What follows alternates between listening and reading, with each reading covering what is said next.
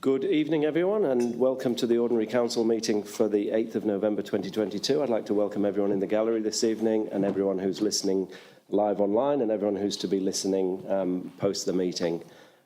First item on the agenda tonight is interim chairperson, and you may be wondering why I'm introducing the meeting, so let me explain. Section 25(3) of the Local Government Act states that an election of the Mayor must be chaired by the Chief Executive Officer and be conducted in accordance with Council's governance rules.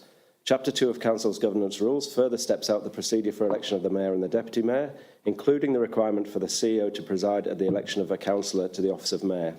The elected Mayor must then preside over the election of the Deputy Mayor. The Chief Executive Officer will assume the role of interim chairperson to deal with the items 2 through to 9.1.2 of the agenda. So that's my role this evening, is to chair this meeting through to the election of the Mayor. Second item on the agenda is recording and live streaming of council meetings. All council meetings are filmed with both video and audio being recorded. Video is focused on a specific area, however, audio from the entire room is captured. In common with all narrative during council meetings, verbal responses to congratulations, obituaries and question time will not be recorded in the written minutes. By submitting a question, you consent to your question being read aloud at the meeting. The reasoning behind recording council meetings is to hold us more accountable and to improve the transparency of council's decision-making to our community. The full meeting is being streamed live on council's YouTube channel, which is the Alpine Shire Council, and it will also be available on the YouTube channel shortly after this meeting. So I'd like everyone to stand as we acknowledge the traditional custodians. The Alpine Shire Council acknowledges the Taungurung traditional owners and their ancestors as the traditional owners of the land we are now on. We pay our respect to elders past and present. We also acknowledge those people who have contributed to the rich fabric of our community and strive to make wise decisions that will improve the quality of life for all.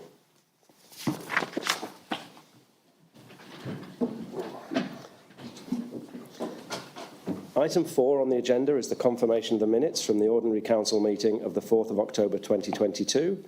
I'm looking for a mover and a seconder for those minutes. I've got Councillor Hughes and seconder Councillor Kelly. Councillor Hughes, would you like to speak to the minutes? No. No? Councillor Kelly? In which case we'll move to a vote. All councillors supportive of the motion as stated? That's carried. Item 5 on the agenda is apologies. Are there any apologies from councillors? We have a full complement tonight, no other apologies. Moving on, item 6 on the agenda is obituaries and congratulations. I'm going to start from my left, which is Councillor Forsyth. No, I have nothing tonight. I do have congratulations to the Myrtleford Show Society, who actually did put on the show, finally.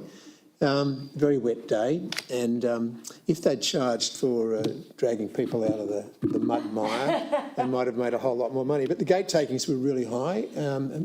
The actual entry price was down this year, but the gate takings were exceptional.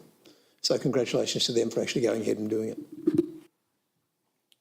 Councillor Hughes? We've had another successful Bright Rod run on the weekend just gone. Haven't got all the feedback yet, but from people who have said that it was a really nice visit to the area for that, and that they feel it was held really well. But also a big shout out to the team responsible for fixing the roads in time for that. It has been a stellar effort to keep on top of some of those areas, and knowing that, you know, you've got some of these vintage cars that don't really want to be jumping in potholes. It's a big congratulations and thumbs up to that team. Thank you, Councillor Hughes. Councillor Janus?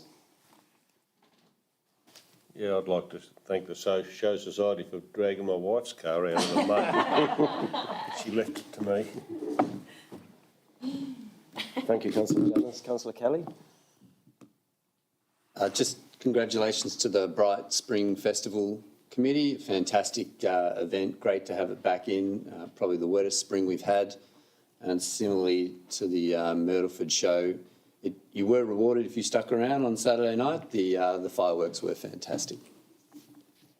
Thank you, Councillor Kelly. Councillor Nicholas? Yes, I have a congratulation to the small committee of 6 who organised the Mount Beauty Writers Festival last month. I had the privilege of being there for the opening, and it looked like a really good event, a great lineup of writers. And the feedback I have is that the authors all want to come back, and so it should be bigger and better next year. So well done, everybody. Thank you, Councillor Nicholas. Councillor Prime? Thank you, Mr. Jeremy. So a congratulations to the revamped Mount Beauty Market, which had its first day of being revamped on the weekend. Apologies for my English there.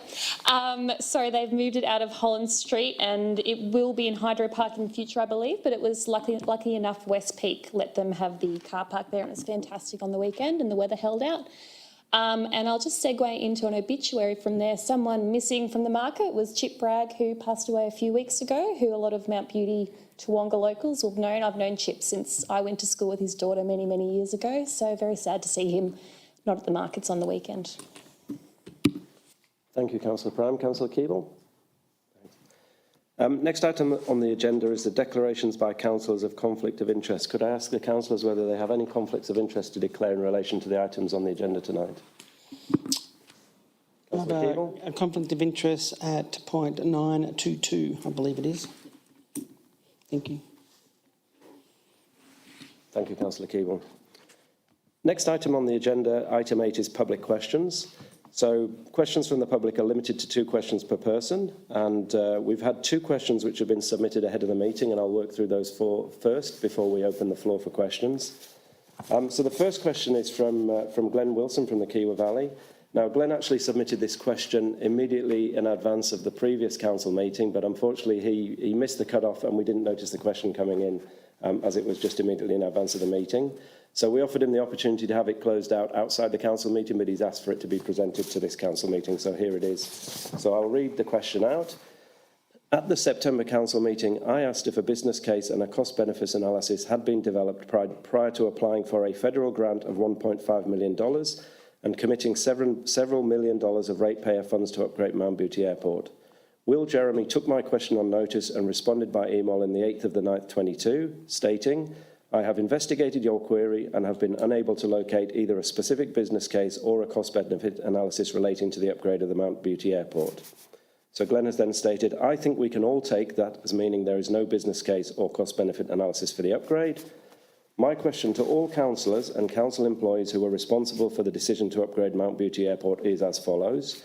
Could you explain why, with a project of this magnitude involving approximately $4 million of expenditure, comprising $1.5 million of federal grant money and $2 million of ratepayer funds so far, and an as yet to be determined increase in maintenance costs, why no business case or cost-benefit analysis was prepared to justify this kind of expenditure? Thank you. So having asked the question, I'm probably in the best position to provide a response. So the first thing I'd like to do for the audience is to just provide confirmation of the funding that's been allocated and the budget the council has allocated. So the approved project budget at this point is $3.292 million from council. So that's the original commitment, and then there are a number of variations. That is funded by the Australian government to the tune of $1.508 million, and council's commitment at this point is $1.784 million to that project. What's also worth noting, I think, is back in November 2019, when council authorised the grant application, it was with a maximum council commitment of $1.6 million. So there has been an inflation in council's commitment of $184,318, which represents an 11.5% increase in council commitment over that 3-year period from 2019 to today. So I think it's worth stating that for the record, because the figures that Glenn had presented in his email differ from that slightly. I'll now talk through how council officers, or when council officers use formal cost-benefit analysis. So typically council officers secure the services of an external consultant, so an economist, to prepare a cost-benefit analysis when that is required to support a funding application. So there's a cost associated with securing a cost-benefit analysis, and the cost in the order of somewhere between $7,000 and $9,000 is typically what we would pay for an external consultant to prepare that cost-benefit analysis. So where it's not specifically required as part of an externally funded project, or where council is funding a project, council officers typically do not secure the support of an external consultant and do not prepare a formal cost-benefit analysis. Now, there are some examples where council officers have prepared a formal cost-benefit analysis where it's appropriate to that project, and that typically might be where there is a specific economic argument or economic driver for the project, and where it's appropriate for us to secure that external report to give us confidence that we're investing wisely. But largely, when we're investing in a footpath or we're investing in projects around the Shire or upgrading infrastructures, we typically would not do a formal cost-benefit analysis unless we're actually required to secure external funds. So there's nobody left within the council team of council officers who was involved in this funding application. However, we have got the funding application details, and to the best of our knowledge, there was no requirement for any formal cost-benefit analysis to be prepared to support the funding application that was submitted for the Mount Beauty Airport upgrade, and which was ultimately successful and has led to the airport project being delivered. The other point I would like to make, so the stated objective for the Mount Beauty Airport upgrade project, as was noted in the December 2019 council meeting, where that grant application was authorised, is to effectively future-proof emergency service access to the airport for decades to come. So the driver for the project, for the upgrade project, was a safety driver. It wasn't an economic driver, so I think that's also an important note to make as we respond to Glenn's question. So I thank Glenn for his question, and hopefully that's addressed his request. That is the first question on notice. Second question on notice that we received was from Merrill Gill from Wormatong Avenue in Mount Beauty. And I'll read this one out as well for the audience. So, to whom it may concern, it came to my attention when attending the dawn service with at least 100 men, women and children at the Bicentennial Park, Boat Ramp Road in Mount Beauty, that the returned soldiers and helpers had to perform their duties at the flagpole in the long, wet grass. They struggle with finding a safe surface for all their equipment and with the raising of the Australian flag at dawn. It has also come to my attention via This Week magazine by Ken Bell that the Mount Beauty Pump Track project, led by Team Mount Beauty, has asphalt approved to facilitate this new project at the Community Recreation Reserve. So, with a little consideration to this flagpole site, the grass could be cut out to make a path to and also around the flagpole. A little of the asphalt could make a much safer and more appealing environment for those who attend the dawn services. So the question is, my question is, can I get permission from the council to remove the grass to and around the flagpole at the Boat Ramp Road and replace it with cement so that it is a safe surface for the returned soldiers to walk on? The men from the men's shed will be helping out with this, and help from the Shire would be appreciated. So I'm going to hand over to Director Assets Alan Rees to respond to this question. Thank you, Mr. Jeremy. While the primary location for remembrance ceremonies in Mount Beauty has always been the Holland Street Reserve, it's acknowledged that the Bicentennial Park is also used for these and other related events. We acknowledge that access to the flagpole and the adjacent assembly area could use improvements, and we feel that the introduction of an asphalt or concrete footpath would be contrary to the overall amenity of that area. And what we propose to do is two things. One, to work with Merrill and understand the amenity that they would like to achieve and see whether we may be able to relocate the flagpole closer to the hard stand as one option. And in addition to that, the sport and recreation master planning activity is commenced with Mount Beauty's sport and recreation area, and we'll add this particular item to the scope of that project and determine whether we can achieve better amenity for events at that location.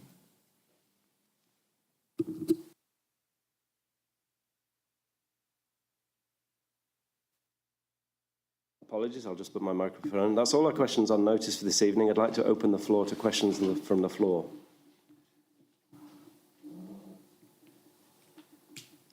I'm not seeing anyone step forward, so I'll take it there's no questions from the floor this evening.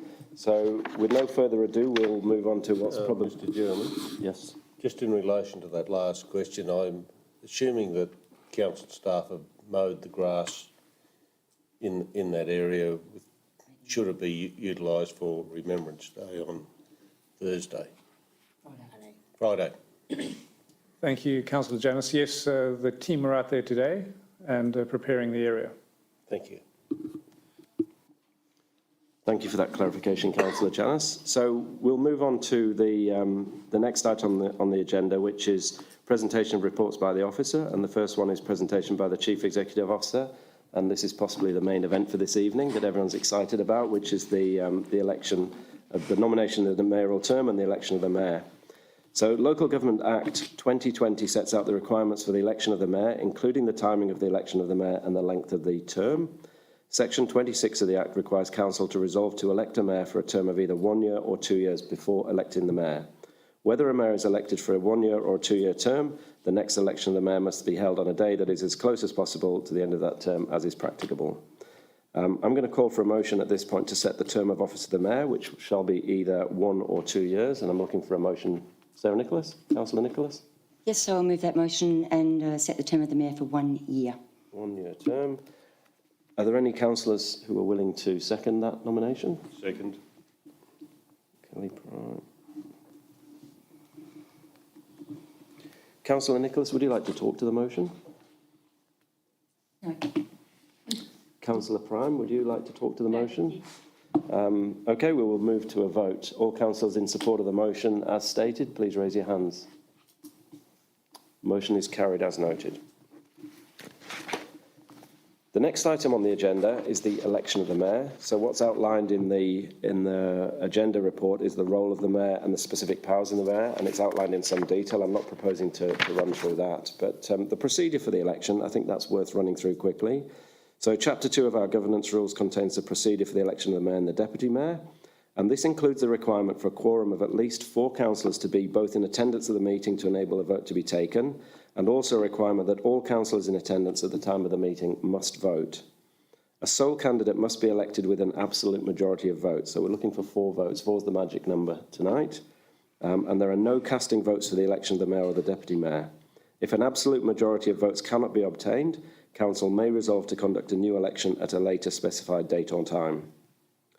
Section 25 of the Local Government Act requires the meeting to elect the mayor to be open to the public, where members of the public must be able to attend either in person or by watching the broadcast being live streamed on the internet. So we've met that requirement tonight. So I will move into calling for nominations and a seconder for the office of mayor in accordance with Chapter 2 of Council's governance rules. Are there any councillors who would like to nominate a mayor? Councillor Hughes? I'll nominate Councillor Sarah Nicholas. So Councillor Hughes has nominated Councillor Nicholas. Is there anyone who would like to second that nomination? Second. Councillor Kelly. And Councillor Nicholas, do you accept the nomination? My favourite bit. I do.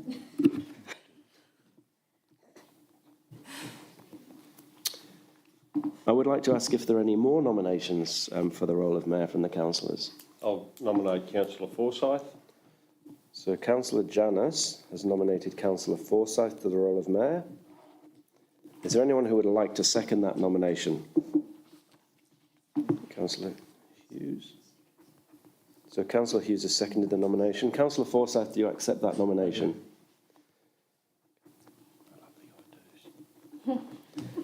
Are there any further nominations from councillors for the role of mayor? Okay, so we have 2 nominations for the role of mayor, so I'm going to invite both councillors in the order that they were nominated to provide a speech to the floor, maximum 5 minutes. Councillor Nicholas. Thank you very much, Mr Jeremy, and thank you very much for the nomination, everybody. So this year I've been the mayor. It's been a great honour as I learnt into the mayoral role to be supported by my colleagues and to represent such a well-respected council leadership team. Council works best as a team, and my leadership focuses on that and communities. Our ongoing role, not just this or next year, is to point the Alpine Shire compass towards the 2040 community vision, which is our people, places and environment enrich our area's resilience, prosperity and sustainability. So to me that means this coming year that we maintain a community focus, we remain responsive and agile to community issues and needs, we remain responsive and agile to funding opportunities. We also work to be sure that our places and environment from the vision are enriched by the things that we do, so the infrastructure that we build and the planning that we do. There's a a range of planning coming up that's really important, really fundamental to the way the Alpine Shire grows into the future. And that's the planning scheme review and the rural land use strategy review. And it's really important that communities are involved in that early in the piece they get to talk to us with give their information, their experience, raise their concerns, and more than anything, aboard on the journey as we develop that planning scheme. The other thing that the planning scheme review at the end of it, and it's not going to happen, it won't be finished this year, but it'll get started this year, is that we'll have a contemporary, clear and consistent planning scheme for our community members, people who might want to develop, and also for our planning officers, so they have some great guidance, and I think that's really important. Other parts that we'll be working on this year that the community really needs to be involved in is the Community Climate Action Roadmap. And we've also got a rollout of some tactical strategies that we've written previously about resilience and about economic development and working with our communities to bring those to fruition are really important. So under my leadership in this coming year, if I am chosen, we will together as a council team support our communities to shape their now and their future and to align our trajectory to enable a thriving, innovative, resilient and sustainable present and future. Thank you. Thank you, Councillor Nicholas. I'll now invite Councillor Forsyth to make a speech to the floor. Thank you, Mr Jeremy. Thank you, Councillor Nicholas, for preempting a lot of what I was going to say, but because it's part of our council plan, a lot of all of what has been said is going ahead and will be going ahead. What we're talking about tonight, I believe, is actually the role of the Mayor and where the Mayor sits within that structure. The Alpine Shire in the last 7 years has had major successes in innovation and being on the forefoot or the front foot for a lot of things. Part of that has been driven by either the CEO or the council itself. Now, at the top of the council, or not top of the council, but as the council spokesperson, the Mayor is an integral part of that. I see the role of the Mayor as one of advocacy, guidance, statespersonship, and bringing along the councillors on that journey to make the Alpine Shire a better place to live in. We talk about resilience, we talk about future, we talk about having something that is very, well, it's important to us and to the generations that are going to come later. I also believe the role of the Mayor should not have any agenda stuck with it or with it. I think it's one of those, it's not a sit on the fence situation, but it's more a situation where the Mayor should be guiding the conversations and testing anybody's beliefs or ideologies about certain things. That way we would get a much better informed and considered opinion on things. I thank my fellow colleagues here for the nomination for Mayor. And I agree entirely that it should only be a one-year term because, let's face it, I think the general public can get sick of a Mayor after a period of time. So thank you, and thank you very much. Thank you, Councillor Forsyth. So we have two nominations for the role of mayors, being Councillor Nicholas and Councillor Forsyth. I'm now going to take those nominations to the vote in the order that they were nominated. So I'd like to remind councillors you're required to vote, being here tonight, and we require a majority of votes, so 4 votes secures election of a mayor. So we'll take votes on the first nomination, which is Councillor Nicholas. So raise your hands if you're in support of Councillor Nicholas being nominated to the position of mayor. Elected, sorry, not nominated. So I'm reading 3 votes there. We'll vote now on the second nominated person, which is Councillor Forsyth. So please raise your hands if you're supportive of Councillor Forsyth being elected as the Mayor of the Alpine Shire Council. So that's 4 votes for Councillor Forsyth. So on that basis, Councillor Forsyth has secured the required number of votes, being 4 votes, and Councillor Forsyth is therefore elected mayor.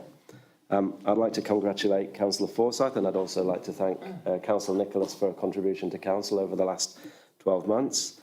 I'd like to invite Councillor Forsyth to address the floor as the mayor of the Alpine Shire Council.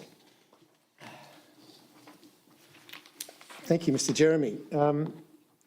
Councillor Nicholas, thank you very much for 12 months, which has been eye-opening, bringing lots of different aspects to our discussions, especially in some specific fields, climate change and emergency energy things.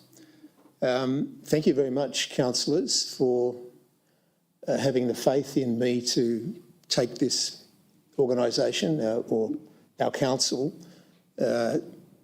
on this next journey. As I pointed out in my initial speech there, I think that one of the things that we need to do is to make this organisation very resilient. We are faced with a lot of funding cuts.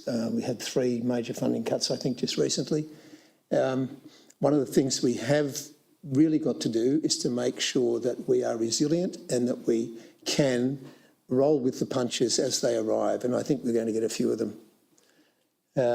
So thank you very much. I think we'll get on with the meeting and, yes, watch this. Thank you, Councillor Forsyth. I'll now vacate the interim chair and the mayor will assume the role of chair. Yeah, thank you. Well done.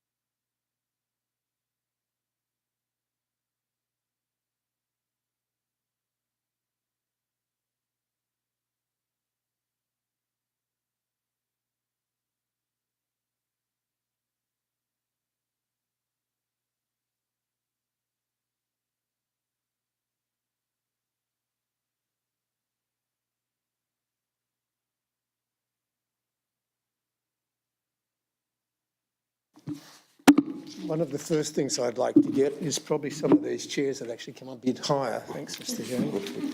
We haven't got enough money, John. No, haven't got enough money, no. No, we need some, don't we? Right, item 9.1.3, the office and the term of the Deputy Mayor. As Mr. Jeremy had read out originally, the introduction would be the same as it was for the mayoral term. So the recommendations are that the council establish an office of Deputy Mayor and the term of the office of Deputy Mayor be aligned to the term of the office of the Mayor. Could I have a recommendation for that? Thank you, Councillor Janus.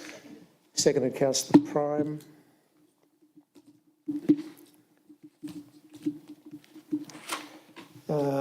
Anybody would like to dispute that? No? Could I have a showing of hands, please? Thank you, that is carried.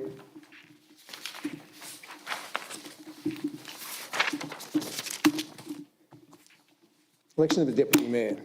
As pointed out before, we have a Local Government Act 2020 now, which requires certain steps to occur.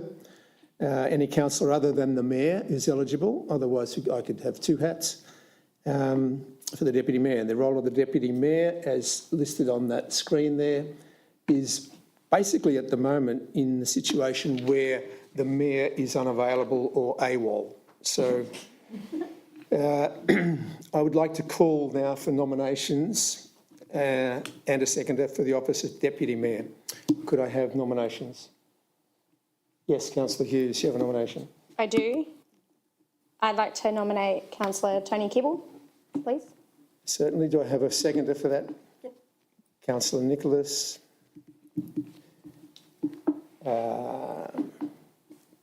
Councillor Keeble, would you accept that nomination? I do. Yeah, I do. Thank you. Are there any other nominations for the role of Deputy Mayor? No. In that case, you can all keep your hands down. We don't need to have a vote. Congratulations, Councillor Keeble. You're now the Deputy Mayor. Well done. All right, moving on to our regular meeting. Contracts 9.1.5, contracts approved by the CEO and acting CEO. The recommendations, thank you, Mr. CEO. Thank you, Mr Mayor. So the recommendation this evening is that the contracts approved by the CEO and the acting CEO be noted, and there's 4 contracts which are listed in the council agenda, being a flood study of Myrtleford and the Ovens and Buffalo River to Venant Solutions, Stacky Gully Creek update to Partneer, road condition assessment to the Infrastructure Management Group IMG, and Porpunka landfill to the tender was SMEC. Thank you. Could I have a mover for that, please? Moved, Councillor Keeble. Seconded, Councillor Hughes. Any discussion? Thank you, Councillor Keeble. The road condition assessment, I think that's a topic of everyone's table at the moment, is the condition of roads everywhere. And look, our roads aren't too bad in Ayrshire, but obviously they're wearing. What does the road condition assessment include for the 67,000? Thank you, Councillor Keeble. The road condition assessment is part of our asset renewal and upgrade program. Every 3 years, we're obliged to conduct a condition assessment of our roads. This particular contract is to assess the condition of our roads for feeding into our asset management system and to inform future renewals and upgrades. The contractor that we're recommended for this contract serves a large number of other councils and is a specialist provider of these services. They have a fleet of vehicles that have cameras mounted fore and aft, and based on the evaluation and examples of the resolution of their assessments, can pick up down to a 50-cent coin on the road. This information will be used to inform the prioritisation of our renewals and upgrades, asphalt and reseals program. And based on the evaluation, we feel that this company is best suited to provide those services. That's all roads, rural and in town. Correct. Great, thanks.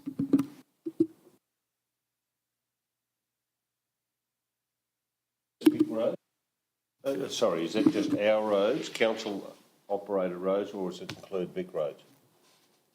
Thank you, Councillor Janus. It is only Alpine Shire roads for our network. Thank you. Yes, Councillor Kelly. Thank you, Mayor. Just one question on the Stacky Gully Creek upgrade, Mr. Rees. What's the trigger for that piece of work?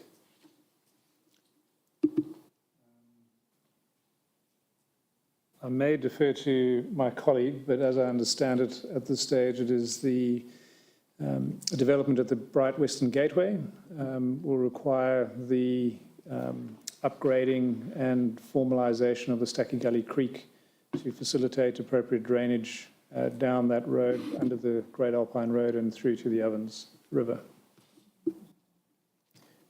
Could I have just some clarity there, please, Mr. Rees? And that is, this upgrade that you're talking about, is it actually physical works or is it a scoping work? Thank you, Mayor. It is 2 phases. There is a detailed design that needs to be done to exactly what the scope is, that will be required in order to future-proof the infrastructure. And once that is complete, then there will be a process to procure the construction. So this money involved here is not construction? Detailed design only. Thank you. Good. Any other comments? Questions? Okay, can I put that to the vote, please, that these recommendations be approved? Those in favour? Those against? Thank you. It is carried.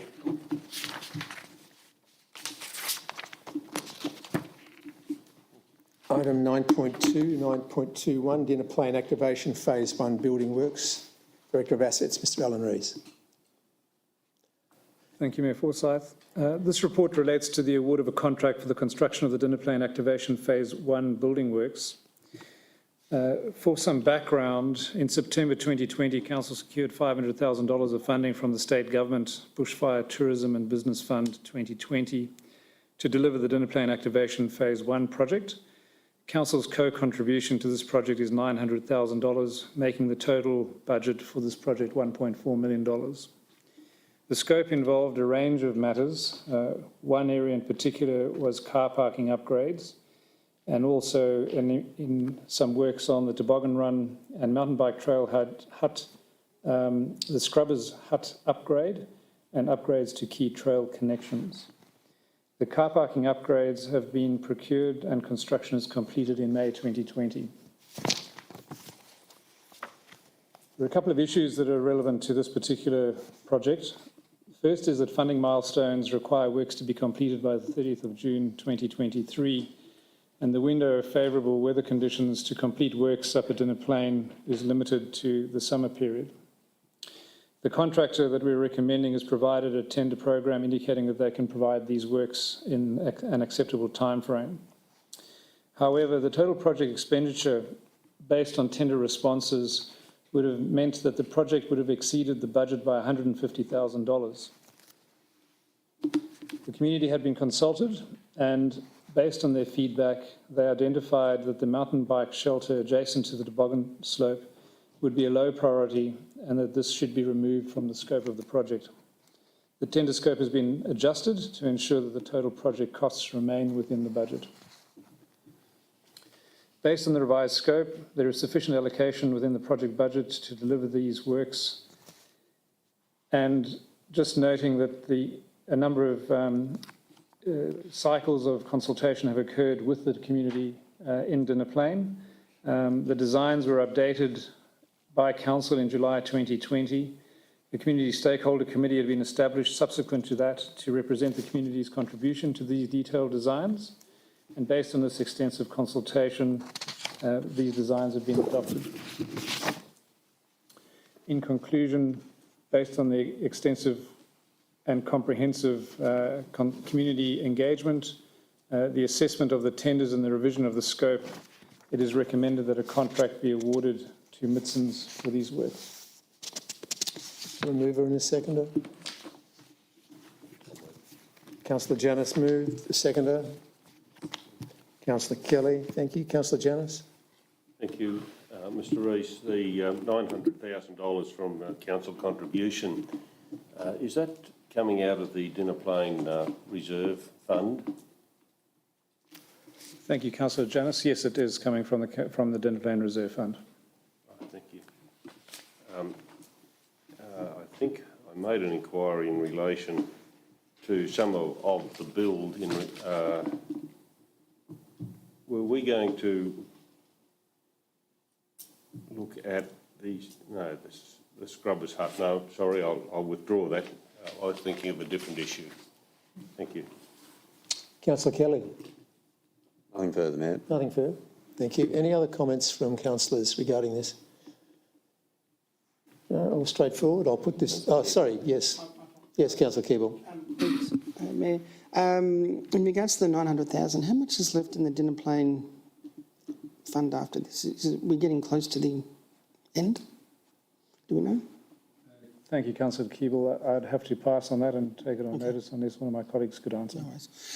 I just, that particular fund has been a great way of getting services up at Dinner Plain and producing, projects like this. So it's been good. And I'm hopeful that the community up there are happy with the 4 upgrades there. Thank you, Councillor Keeble. Any other comments? No? Okay, put that to the vote, please. Those in favour? Thank you, that is carried.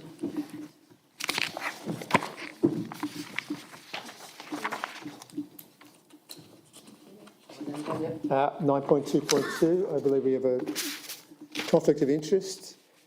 Councillor Keeble is leading the meeting at 5:40, is it? Thank you.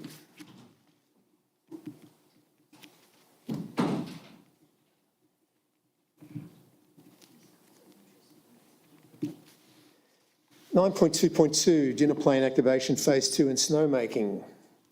Mr Rees. Thank you, Mayor Forsyth.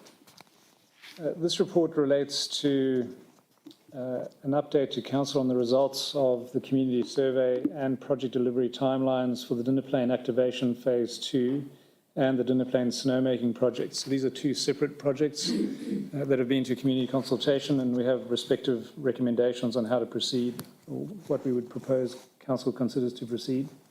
For some background, the Dinner Plane Activation Phase 2 project has been funded by the Bushfire Recovery Regional Economic Stimulus and also by Council.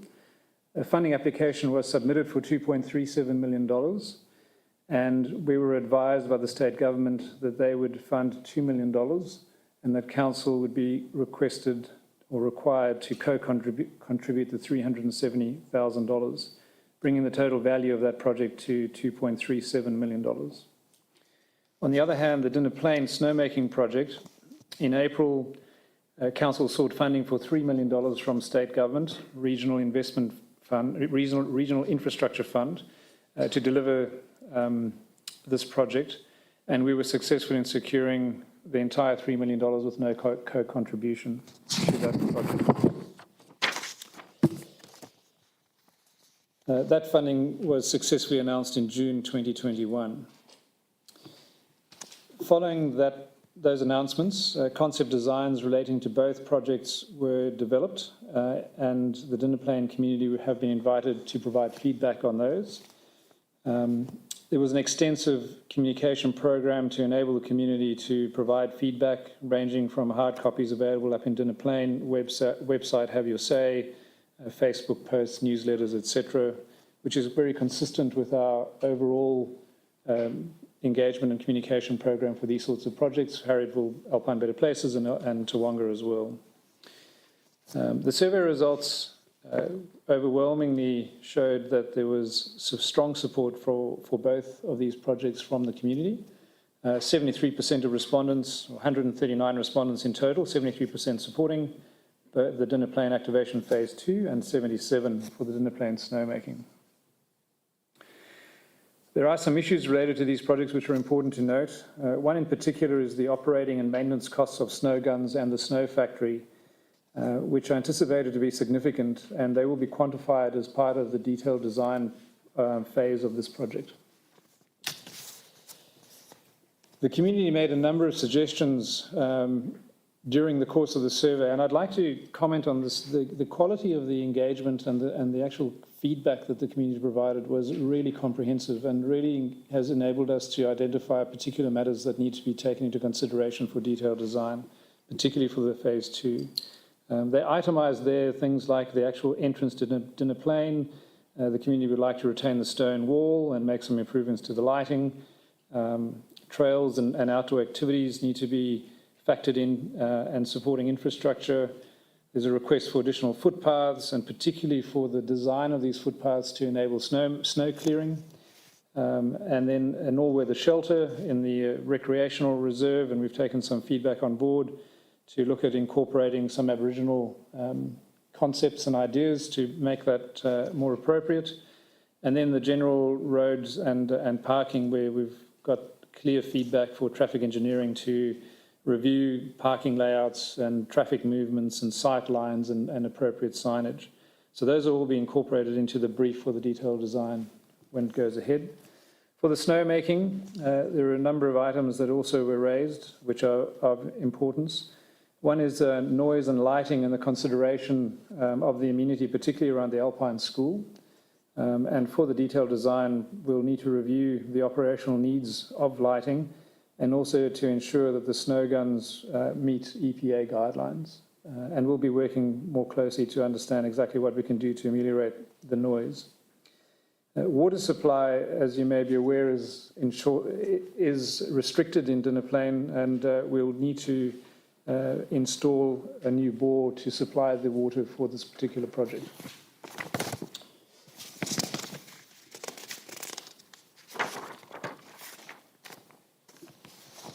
From an operational perspective, the actual operational model needs to be developed and finalised. And although it's not part of the scope of this particular project, it will be put to the relevant council departments to put together an operating model for the project going forward.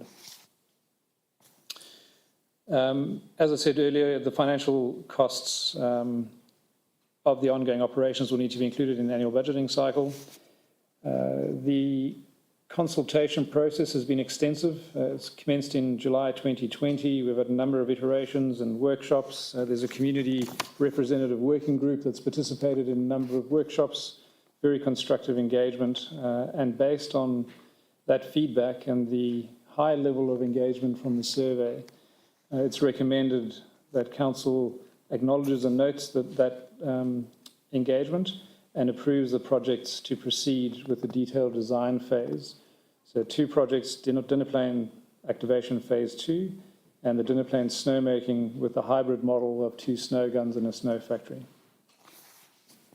Thank you, Mr. Rees. Okay, Councillor.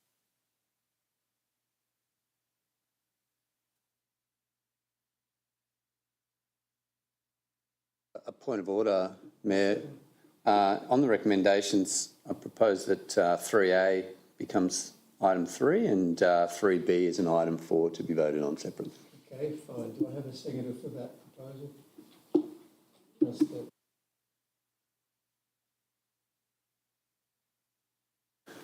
Councillor. Comment being, and I guess it just unpacks the conversation I'd like to have around understanding more around the clearly great support and a really engaged community on some important and attractive developments at Dinner Plain. The outstanding question for me is around the operations and maintenance cost. And Mr. Rees, is there a ballpark figure there that we can anticipate? And I guess then on the other side, is there a revenue source, notionally earmarked that might address some of that? I think we can probably look into that.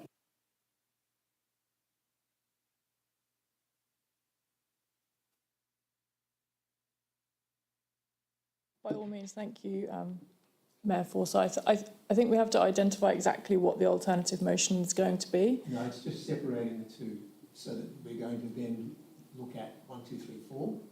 Yeah. And then we will then decide whether we're going to be voting on the whole lot or we might separate them out again.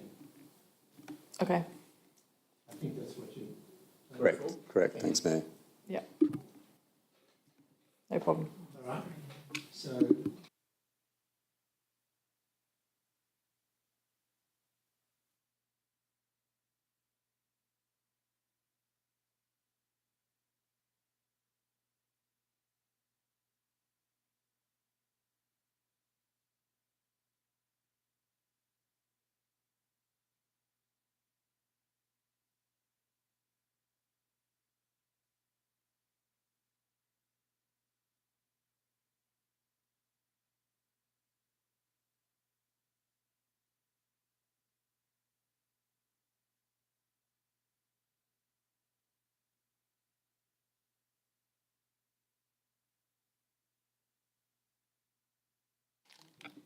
Mayor Forsyth, the recommendations of all of them or yes, the... because we have the first part of the whole process was to It's to separate split them those out. 2 items. But you carry your votes based on all the recommendations. So I think, are we saying we'd be doing 1, 2 and 3 and then It's not the alternative 1? motion. Didn't we have to arrange first that we were going to split the motions? Yep, I think that so far we're fine. I think we just need to clarify exactly what... So the alternative motion is to split out 3A and B. So are we saying that we will be voting on 1, 2, 3A and carry a vote? Fine. And then to So have 3B separately? Let's go now back to Councillor Kelly and ask for some more commentary. So thank you, Mayor. The background in the suggestion of splitting the recommendations is, in my questioning, I'd like to just unpack the component of the dinner plane. Includes the 2 snow gums and the snow factory. The issues are very clear that there is an unknown operations and maintenance cost, and it'd be good to understand an approximate of that, just to understand what is that number that we'll be imposing on the council budget annually? And secondly, is there a revenue source that's earmarked to address some of that new cost? Thank you, Mr. Rees. Councillor Nicholas, anything you'd like to say on that?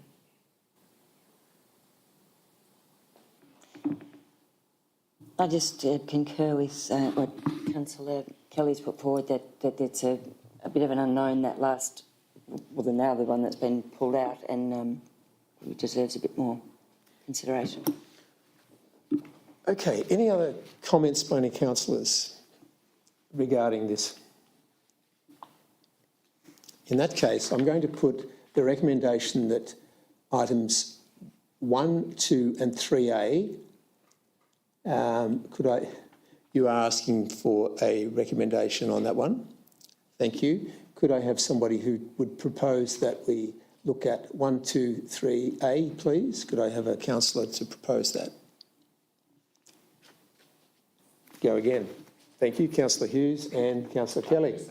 Right. Is there any further comment to be made? Nothing. Then I will put this motion to the councillors. Those in favour of recommendations 1, 2 and 3A, would you like to raise your hands, please? Thank you. That is totally carried. Now the recommendation sits with 3B, which is that the Dinner Plain snowmaking hybrid model, that we approve the project to proceed with detailed design for the Dinner Plain snowmaking hybrid model. Could I have a mover for that recommendation, please? Yes. Do you want to move it and then you can ask questions, or is the question on? I'll move it. Okay, thank you. Thank you, Councillor Hughes. Councillor Nicholas. Thank you. I wanted to ask a question about the $3 million that has been allocated, and whether what's the time frame between now and when that money needs to be acquitted? Thank you, Councillor Nicholas. The $3 million needs to be acquitted by June 2024. Thank you. Councillor Hughes. Nothing further. Nothing further. Any other commentary on recommendation 3B? Yes, Councillor Kelly. Only, Mayor, whether Mr. Rees has an estimate of the numbers I've asked for. Thank you, Councillor Kelly. During the feasibility assessment of which technologies would be appropriate and how they might be configured, there was a very initial evaluation of what that cost may be. And although it's not clear in precise terms, it's around about $100,000 to $120,000 of operating costs, which includes labour, spare parts, servicing and general maintenance. That will need to be validated and further detailed in terms of what the actual scope would require, how that would work over the 10-year life cycle of the actual asset. So there's a lot more work to unpack and validate the actual numbers, and it probably is unlikely it will be a consistent year on year. It'll depend on usage and various other factors. In terms of your question around revenue opportunities, I think it's premature to be able to speculate on that right now, and this is why we've identified this as a separate item that needs to be picked up by the appropriate teams within council and work with potentially Vale, who operate the ski slope next door. They're experienced in that area, and we've already kicked off an early conversation with them, and they're quite open to discuss how that might look and how we might share responsibilities. And they've even raised matters along the lines of possibly shared services across their other resorts for maintenance and things like that. So I think there's an opportunity to look at revenue opportunities, but it's premature to speculate. Terrific. Thank you, Mr. Rees. Councillor Nicholas, did you have any further comments or questions? No? Okay. Then I shall put that... Sorry, Councillor Janus. Thank you. The bore that's going to be put down, and I'm assuming that's for snowmaking, so does that have to be of a particular standard, that water? So it's proposed a splash park in Myrtleford has to have potable water. Is this the same for spraying it up onto the snow? Thank you, Councillor Jones. Yes, there are water standards that need to be met. And we know that the water quality from the existing bore field is very high. However, once the bore has been sunk, there will be a test bore first. The water quality will be assessed. The volumes will be assessed, and then we'll determine whether we formalise it as a standalone bore or whether we might need to do further investigations. But the water quality standards will need to be met. So Which is potable water. there's some more work to be done in relation to this particular item that's before council at the moment. So I'm just trying to get my head around it. We are approving it without these works being done, without this investigation of water quality, etc., being done, and costs, as Councillor Kelly has pointed out. Is that my understanding at the moment? Yes, so the next step of this project is what we call detailed design. In detailed design, we need to establish supply of water, volume of water, quality of water, location, infrastructure to get the water from that location to the holding tanks, the detailed engineering configuration of all of the infrastructure within the ground, the location of the snow guns, the location of the snow factory, the source of electricity. We know that there is sufficient electricity, but we'll need to decide where we take that electricity from. So there's a significant amount of work to be done in the detailed design phase of this project, and part of that is ensuring that there is adequate water of the appropriate quality. Right, thank you. So it's not going to be built tomorrow until we've got all this work done. Absolutely. Right. So therefore, we're looking at, pardon me, the last project and this project, state government funding us about $2.5 million combined, and I think we should acknowledge the funding authorities for that. Going back a few years, I think the Alpine Better Places project in Myrtleford cost about $2.5 million to put up in place. So we're doing all right, and I think the Dinner Plain community, I hoping, are going to be satisfied with that results. Thank you, Mr. Rees. Thank you. One thing, Mr. Rees, and that is we're actually just approving the project to proceed to a detailed design. That does not mean that the project will 100% go ahead. Is that still correct or not? Thank you, Mayor Forsyth. Yes, that is correct. The detailed design will determine the operating costs, the feasibility of what it will cost to actually build it. Once we have an assessment of that, we will then be able to determine the affordability of building it, and only then would we be proposing to proceed once we understand the full picture. And will that come back to council? Correct, yes. Thank you. Absolutely. Good. Right, enough discussion. Could I have a show of hands? Those in favour of the recommendation approving Dinner Plain snowmaking hybrid model, the detailed design thereof? Those in favour? Thank you, that is carried. Good discussion. Mr. Rees, would you like to see if Councillor Keeble has gone to sleep, please? Oh, yeah. Tony's probably gone to sleep.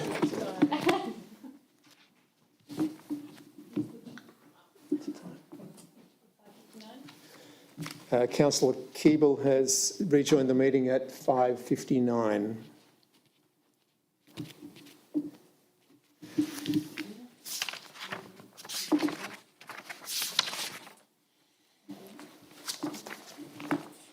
Item 9.3, 9.3.1, Director of Corporate Performance, Helen Havercroft, Fly the Rainbow Flag petition. Thank you.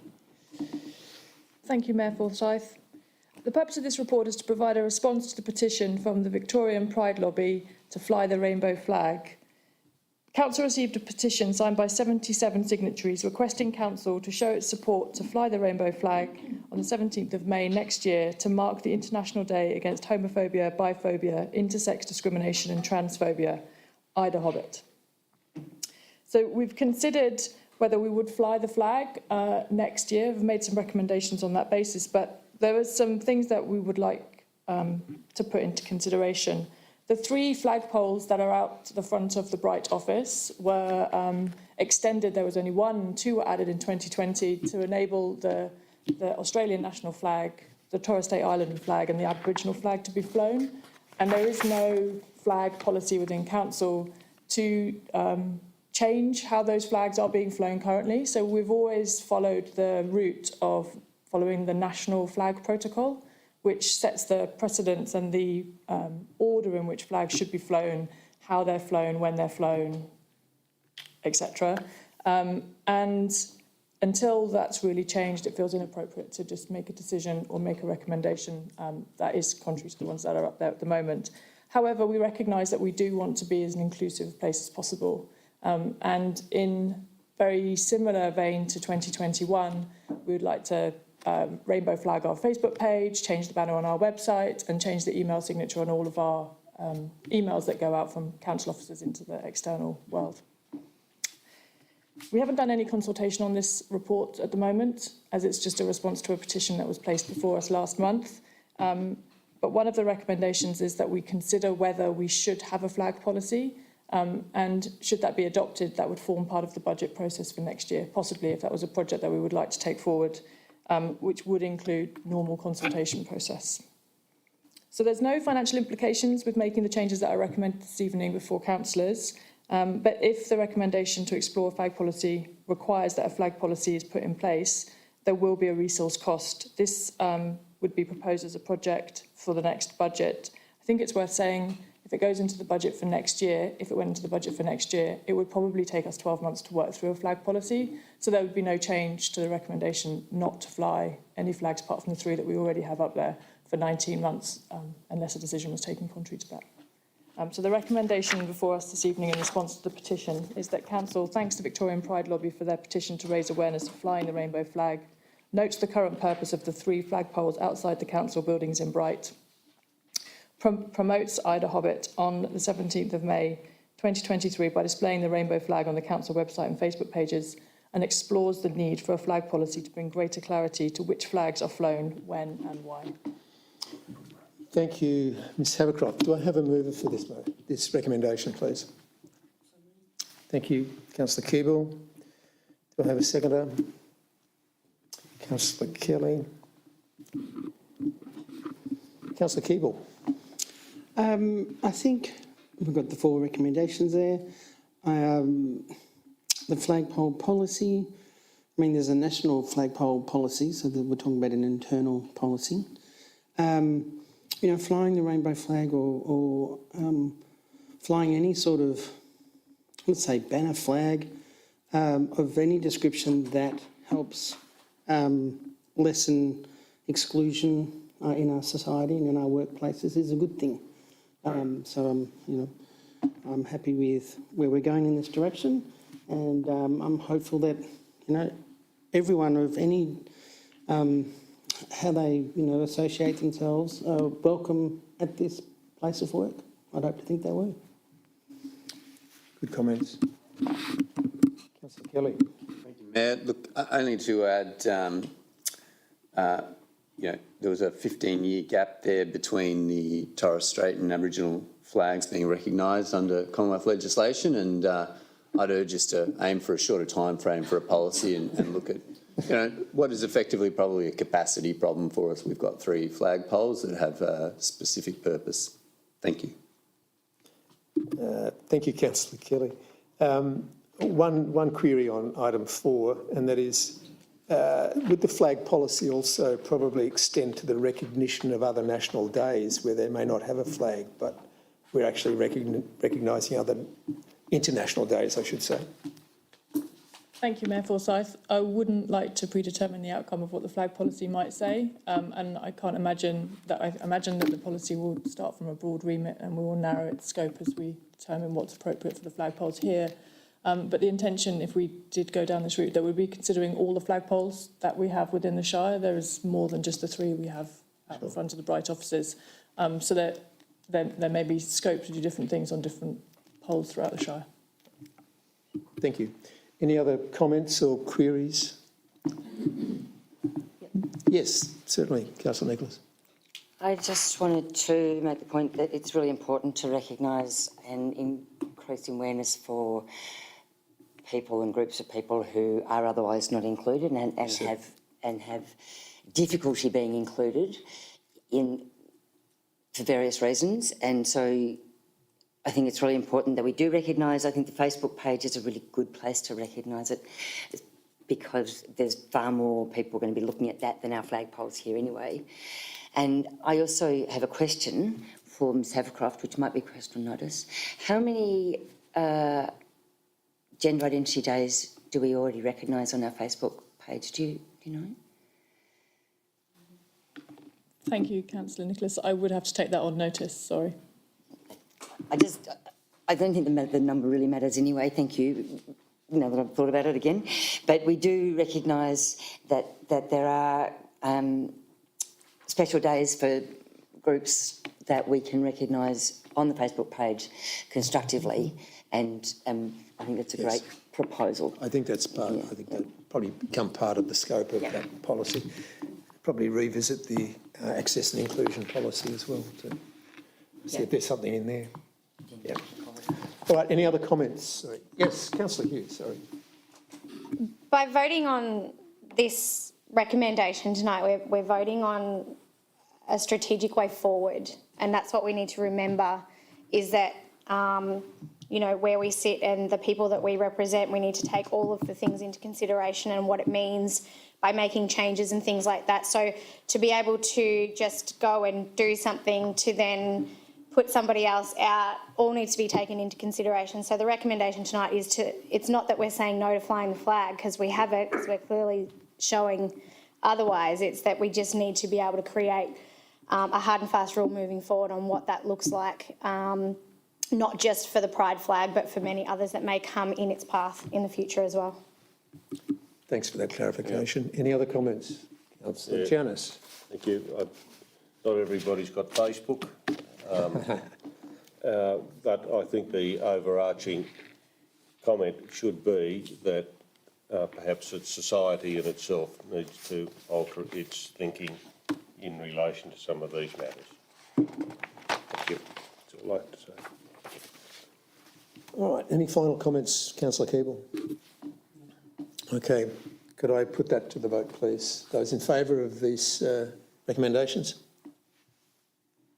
Yes, it's carried. Thank you. 9.3.2, the Bright Senior Citizens Centre Community Asset Committee. Thank you, Ms Havercroft.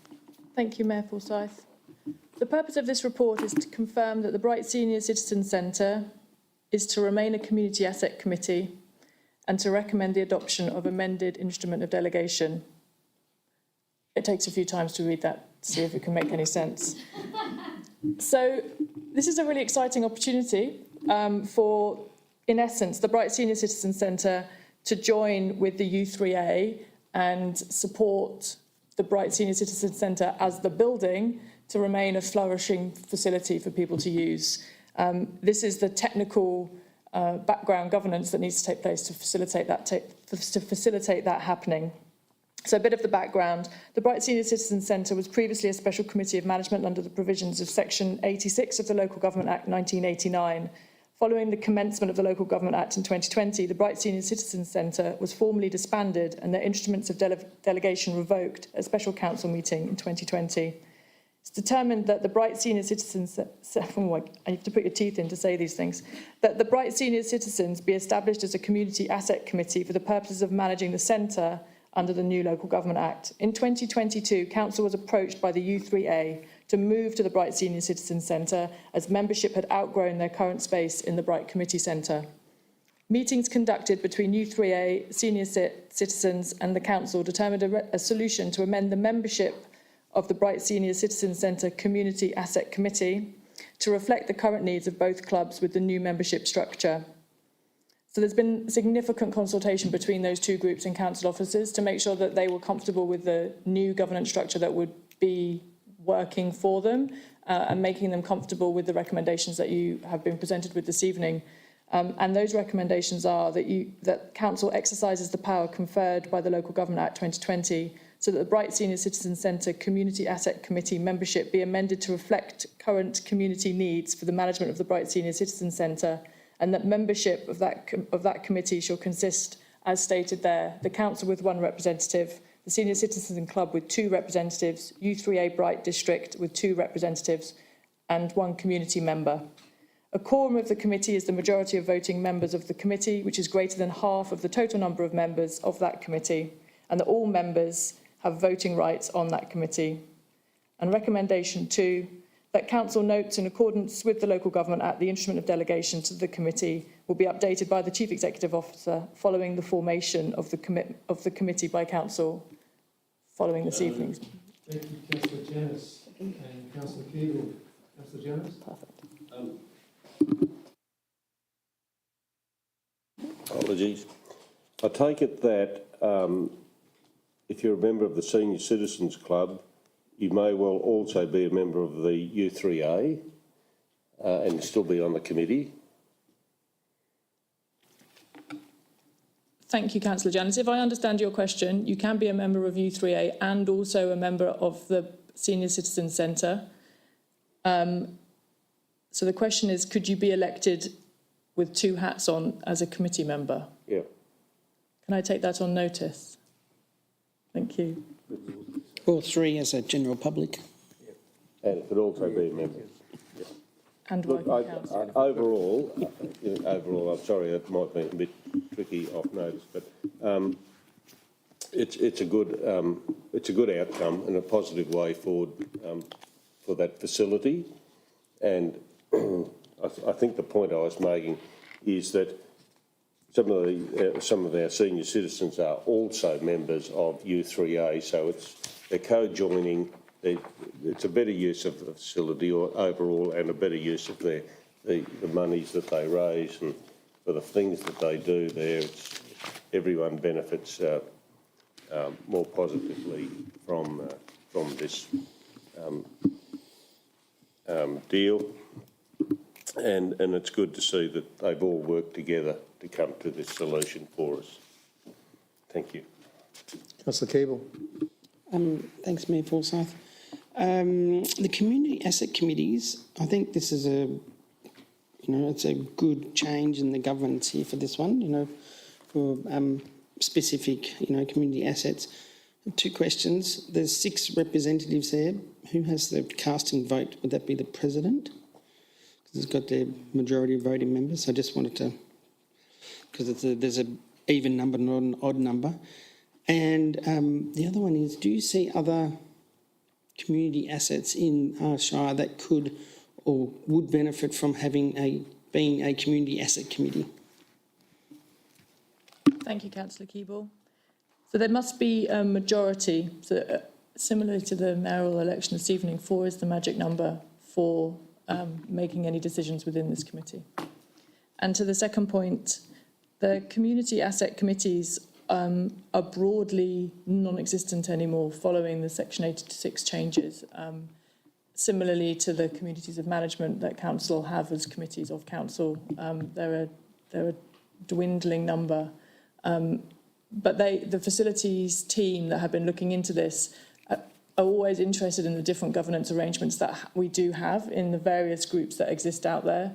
And as they're doing their leases and their licences, and they're considering how these groups are making use of the facilities, they are looking at their governance structures to establish if there's there's better synergy between those groups, to see if this can be replicated elsewhere. Yeah.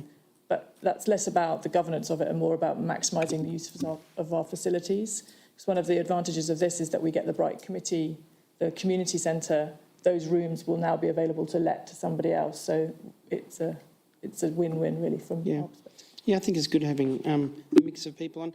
One other question, can the Alpine Shire representative be the president in the new governance rules? NICAC. Thank you, Councillor Keeble.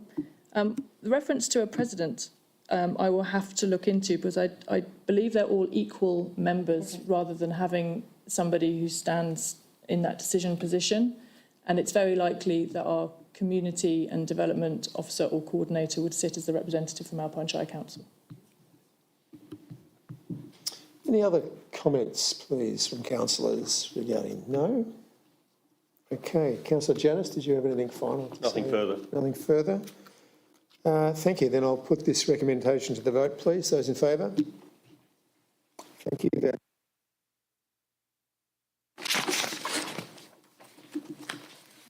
Thank you. Next month as well, okay.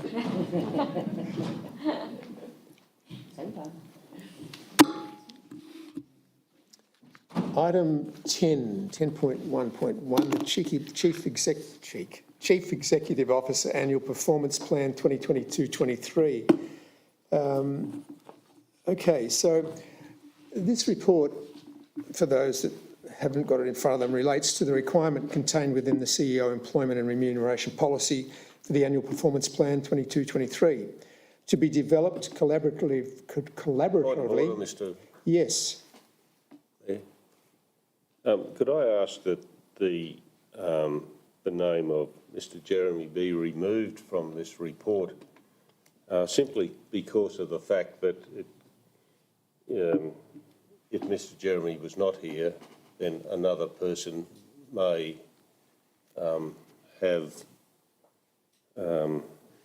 may be implicated in this. So I think it's cleaner if we have no name in there. In the recommendation. In the recommendation, I'm sorry. Certainly. Ms Hapcroft,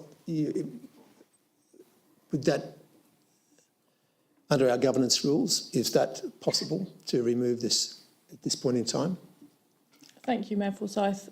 Yes, it's entirely possible to amend the recommendation through a point of order, but when we do the minutes, I'll copy the recommendations in as the point of order. So if we'll need to have a seconder and a motion and then carry them. Thank you.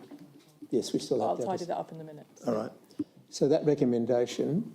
Okay, look, what we'll do, and then we'll have the discussion about this.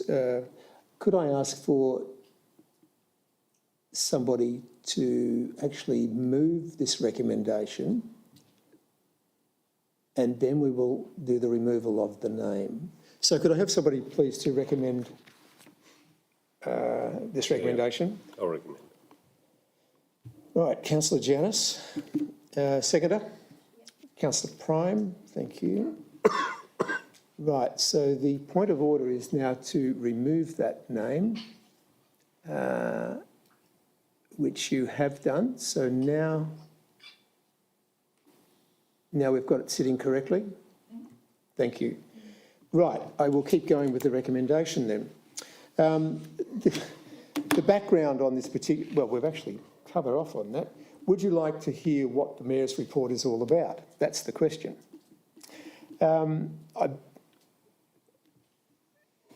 Basically, the background behind this is that under the new Local Government Act, it has been required of councils to appoint a committee that looks into the appointment and the performance of CEOs for councils. That committee has to actually have the Mayor sit on it. It actually has to also have some external people involved. So I thank I thank Councillor Nicholas for all the work that was done last year, and I also would like to recognise the fact that Councillor Nicholas did involve the whole council in this actual process. The drafting of the annual performance plan and the KPIs for the CEO was initially drafted by that committee. However, there was input and some tweaking and some refinement by all councillors, and I thank Councillor Nicholas for involving the councillors in that. So this really is regarding how Mr Jeremy is going to perform and what monitoring we as council have on that performance, and it will be revisited in 12 months' time. A new review commencing in May 2023, and I'm assuming that we would like to try and align that with the financial years or with council terms. Financial years, which makes perfect sense because some of the metrics within that plan are related to our budget, which is a financial year. So, having had my say regarding what all of this is about, could I ask Councillor Janus now if he'd like to make some comments? No, Mr Mayor, I think you've covered it adequately, and also I want to thank Councillor Nicholas for her input into this and reiterate that she has kept us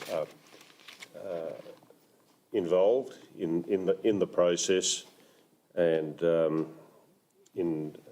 worked well with Mr Jeremy in developing this plan for himself. Reading the plan, he's got a fair bit to account for. In actual fact, he may have bitten off a bit more than he can chew, but anyway, it's going to be up to him. Councillor Prime. I'm sorry. Thank you, Mr Mayor. Just to reiterate those comments, thanking former Mayor Nicholas, now Councillor Nicholas, and working well with our CEO, Mr Jeremy. So yes, a lot to be done there, so thank you. Any other councillors like to make comments? Yes, Councillor Nicholas. Of course I do. Of course you do. Thanks everyone for being so grateful. I actually wanted to thank Mr Jeremy for all the work that he put into the KPIs and that they're really well aligned with the council plan and with the council visioning that we did around appointing a CEO. So I think they're KPIs that will really direct the organisation. Yes, they're big and some of them won't get finished this year, but that's the whole, the performance review plan can roll on. And the other thing I wanted to point out that we aren't actually doing equal quarterly reviews, and it probably won't be like that the next year either, so that we can fit it into the way the council works and we report, and it's not extra work for the CEO to do the reporting for us about his performance. So thanks to everybody involved, and also to our independent chair, Mr Price, who lives in Melbourne. Thank you, Councillor. Any other councillors like to make comments relating to this? No.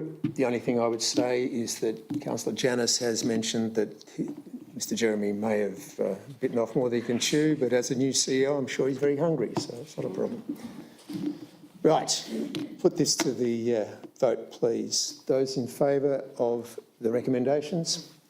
Thank you. That has been totally carried. Moving on, item 11, informal meetings of councillors. The recommendation, the summary of informal meetings of councillors for September, October be received. Could I have a mover and a seconder, please?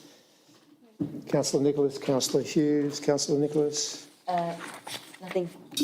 Councillor. Oh, actually, yes, I did want to point out the workshop that we did. I think that's on that. I saw that, sorry. Council Executive Workshop, Yeah, 8th of October. because part of that workshop included workshopping the KPIs with Will, which is also a part of the requirements under the contract and committee policy that we have. And I think it was really worthwhile and some really great elements that we talked about there have been built into the KPIs. Thank you. Councillor Hughes? No, nothing. Thank Nothing? Any other comments? No? Observations? No? Thank you to the vote. Recommendation? Thank you. Carried. Item 12, presentation of reports by delegates. I believe we have none tonight. Yep. Yes, you do have one. Yeah. Thank you. Councillor Janus?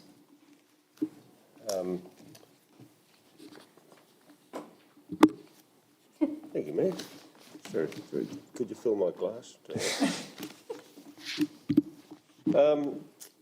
Last week I chaired a meeting for the Alpine Resilience Partnership in Mount Beauty, at the neighbourhood centre. It was hosted by them there. We had over 20 people attend from agencies and community members. A very good and productive meeting. The Resilience Partnership, or it used to be called the Resilience Committee, aligns extremely well with the council plan, and so we're trying to formalise that a little bit more, so that we all know what we're doing, because all these agencies, all these people have strategic plans, community plans, etc., etc., etc. We're all working together, and we can all utilise what we do in our annual reports going forward, so that it gives a more resilient results for more resilient communities that we have. And it's not just focused around emergency management. People think it's just around emergency management. It's not. There are people with health issues, mental health issues. There are other topics that we could touch on, that there are specialised agencies that can start the ball rolling, and we can join in with them. So very productive meeting, and I thank the Mount Beauty Neighbourhood Centre for hosting us that day. Thank you, Councillor. Thank you, Councillor Janus. Any other delegates? No? Thank you. Moving on to item 13, general business from councillors, starting from Councillor Keeble, please. Thanks, Mayor Forsyth. Can I congratulate Councillor Forsyth for Mayor? And can I start by saying, you know, we all deeply respect each other on this bench, and to be honest, it was a really difficult vote tonight, I'll be honest. Councillor Nicholas has done a fantastic role in the last 12 months and will continue to do the role of councillor. But yeah, that was, you know, it's always good to see, not always good, but it's good to see two people wanting to be nominating. It's a healthy democracy. And, you know, that's what we saw today was, you know, democracy in action of some sort. So I thank you both for the time and effort that you put into your presentations today and talking with us. So I want to say that. And thanks to Kat for her time as Deputy Mayor in the last 12 months. First term councillor taking on that role with everything else that goes on in your life. And you've done a tremendous role, and we had some good conversations recently. And, you know, sharing the role around is good. So I thank you for that. You've done an excellent job, so thanks very much. And I know you'll continue to do that as well. Yeah, that's probably all I want to say in the mayor role and deputy mayor role, but congratulations. General business to the communities in Falls Creek and Bogon and Mount Beauty and Kiwa Valley. You know, we know that with the landslide there, there are some difficulties with access, movements, and I know that, you know, the Incident Control Command and the Shire are wanting to work with local communities over there about how we can assist, because it will be a long-term, it will be, you know, for a little while longer. So we just a shout out to that community there. I don't have anything else at the moment, but I might come back. It'll be a similar sentiment, so I'll be succinct. Congratulations to Mayor Forsyth. Well done, Councillor Nicholas, on a great 12 months. It was fantastic and learning from you. And well done, Kat. Sorry, I blanked on your surname for a second. Well done, Kat. Thank you. Thank you. Councillor Nicholas. Well, I'm going to add my voice. Congratulations, Mayor Forsyth. And I look forward to being a councillor. It's actually, we're looking forward to getting back on my bicycle. And I also wanted to say thanks very much to the Deputy Mayor, who's been very supportive and who I did refer to today as the eyes and ears. which I actually think everybody is, and it's great that we work together and support each other so well, and as Tony pointed out, respectfully. And I look forward to a great year. Councillor Janus. Same.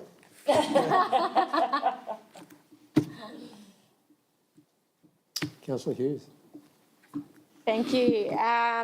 Yes, it was one of those things that, you know, we all stand up here and we all advocate as best we can, and we all sit in these positions, and regardless of whether we're in mayor, deputy mayor or councillor role, we're all doing the same and we're putting in just as much effort. So congratulations, Mayor Forsyth, but I applaud you, Councillor Nicholas. The mentorship over the last 12 months has been amazing, and I think that your community advocacy is to be commended.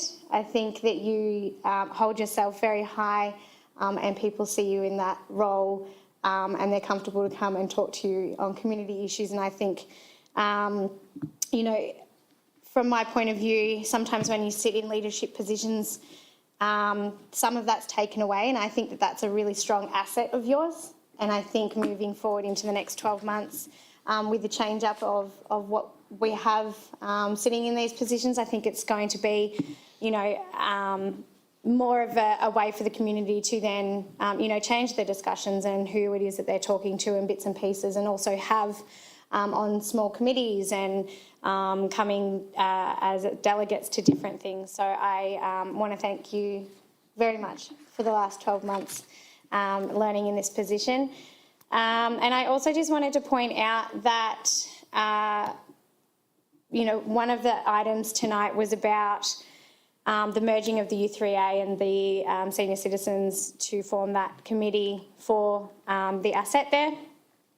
One of the biggest things that is more noticeable to me sitting in a position here in council is that our community groups are getting less and less volunteers. And that doesn't just go for asset committees, that goes for volunteer committees like the CFA and op shops and things like that. And they all play a massive role in how our community works and runs, and put a lot of effort in. And I think that if we don't start turning around and looking to the people next to us, that a lot of these are going to dwindle away, and we're really going to see some flow-on effects of that, and it's not going to be a positive note. So I'm really urging people that if it's writing a newsletter to help a committee, if it's helping with a grant application, if it's a mail drop or teaching somebody how to use emails, things like that, it all helps, and it can be an hour, it could be 6 days, whatever it is that you can give. I really think that we need to start looking at the younger generations and involving our children as well in this too. So I just wanted to make that very